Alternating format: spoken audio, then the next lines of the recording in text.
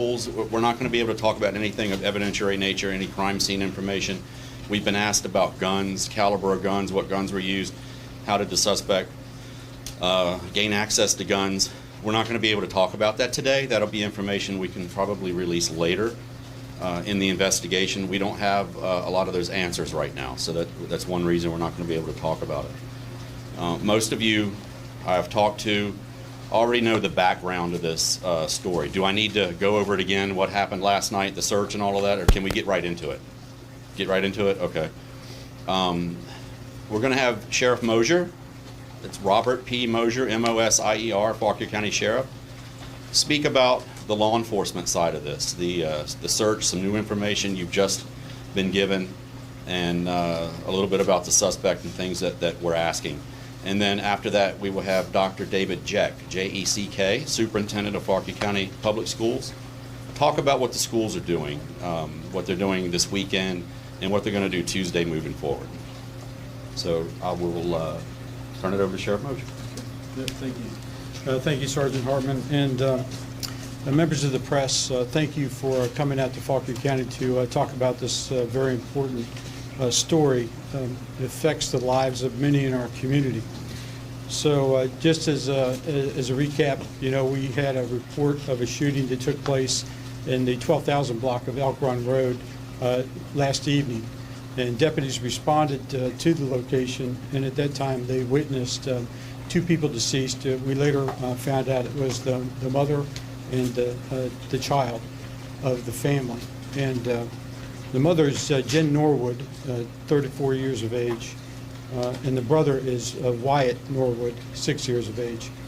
Also involved in this was the father, Joshua Norwood, 37 years old, and he is in stable condition. He was a victim of a gunshot, but he is stable.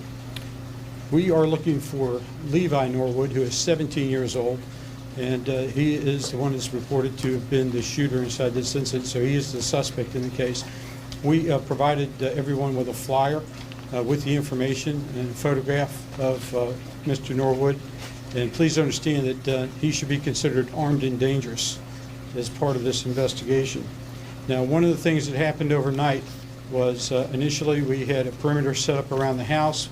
There was some time in between when we arrived, and he could have gotten out of the house, but until we were able to verify that, we were able to conduct a track which led to an area off of Route 28.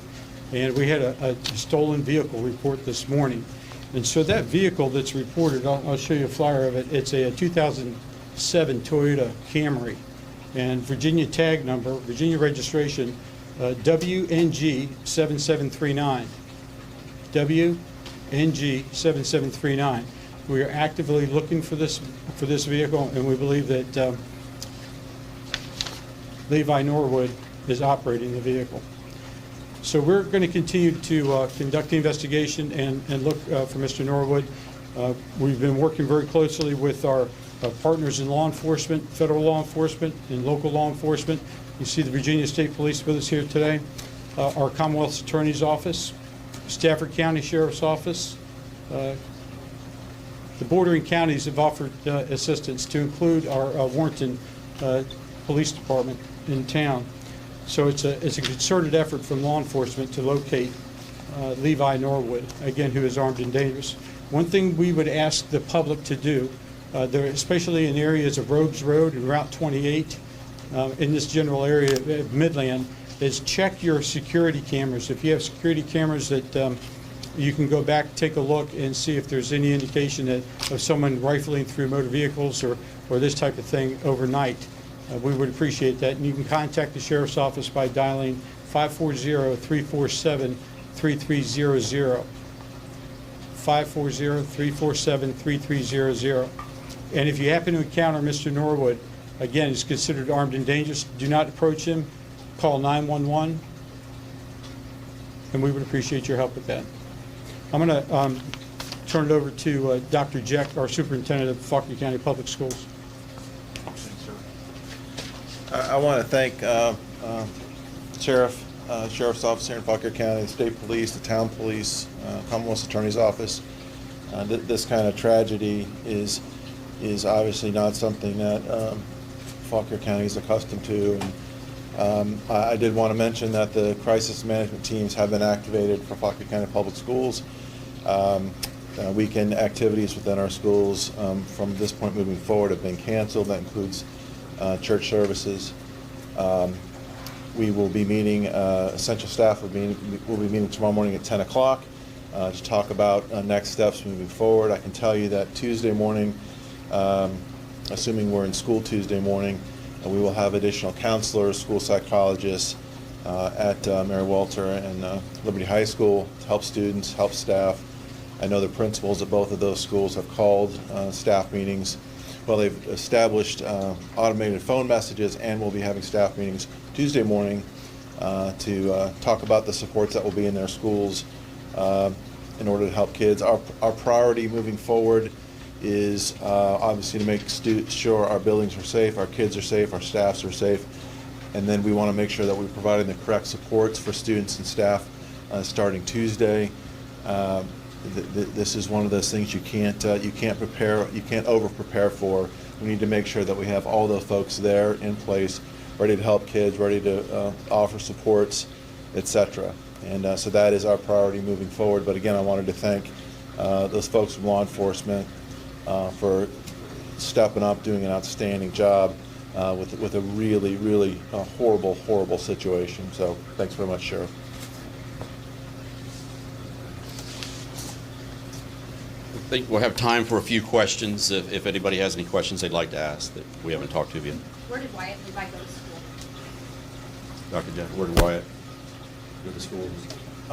There's Mary Walter and Liberty High School. This school and Liberty.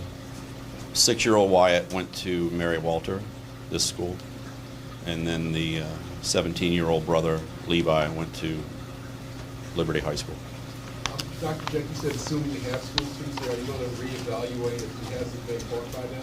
Yeah, absolutely. That'll be part of our conversation tomorrow morning, starting at 10, and we'll continue to work with the Sheriff's Office in terms of the situation moving forward. We'll make a decision no later than Monday about school Tuesday, but at this point we intend to have school Tuesday, but we're going to be reevaluating throughout the weekend. Question for the sheriff. You mentioned that you were able to track into the area where this vehicle was missing. Is Sure. that track, was that a cell phone? Is that something that's still, that you're still able to track? And do you have any idea if he was working completely alone in this, or are there any accomplices that you're looking at? Sure. First off, so far as the methods that we're using for the investigation, in this particular situation, it was a bloodhound track that actually led us to where the vehicle was stolen from, and that was contemporaneous with a citizen report of the vehicle being stolen. So we were able to do that. Yeah. And was it believed that he was on foot? Yes, at a certain point, that's of course the bloodhound being utilized for that piece of it. Yeah.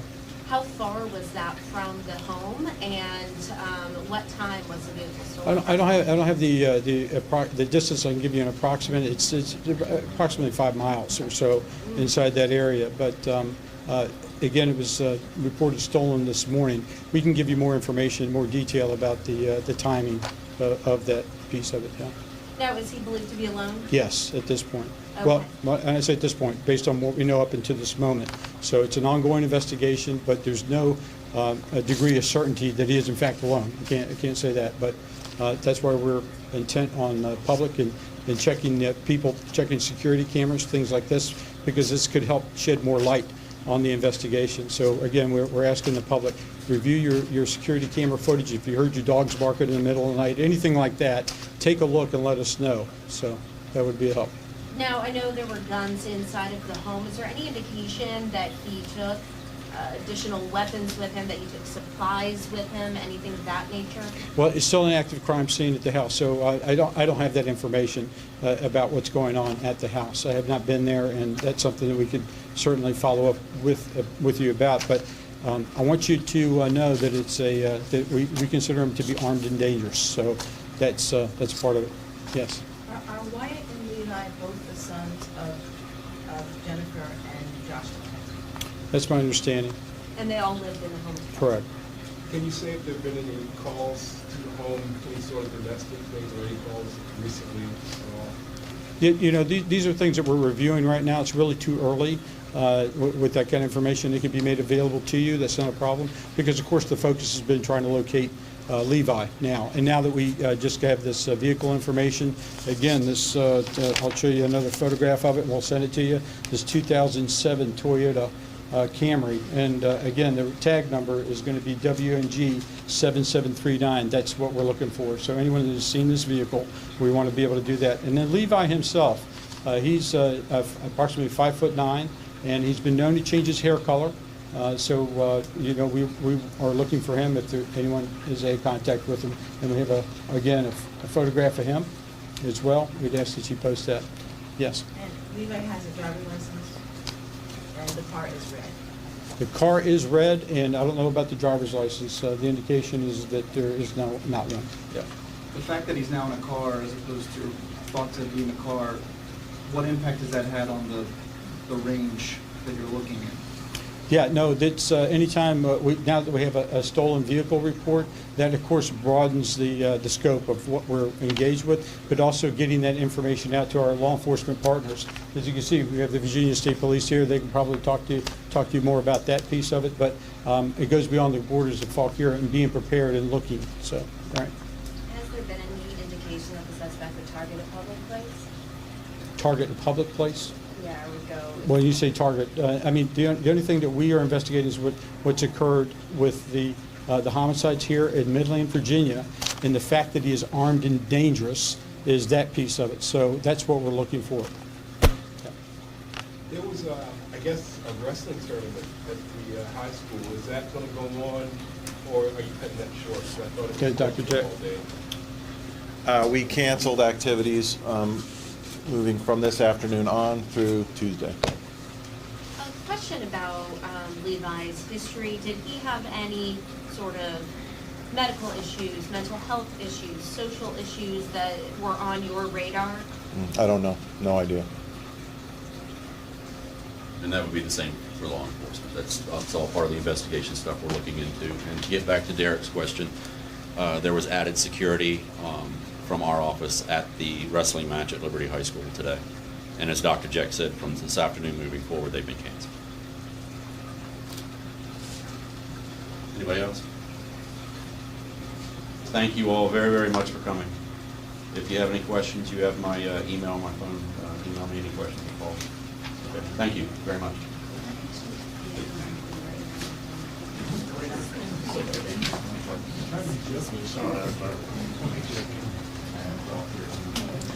Okay, sorry. Yeah, sorry. When do you